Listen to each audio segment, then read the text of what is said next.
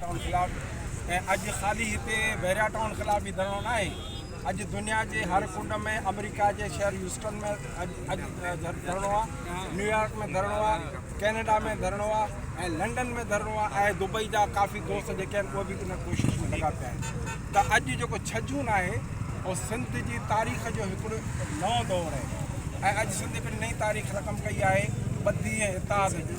माना हाणे उहे माण्हू जेके रोज़ानो सिंध खे विढ़ाइण जी ॻाल्हि कनि था, उहे माण्हू जेके सिंध ते कब्ज़ो करण जी कोशिशि कनि था, उहे जॾहिं लखे माण्हू था त बाबा लखे माण्हू गॾु थी मलिक रियाज़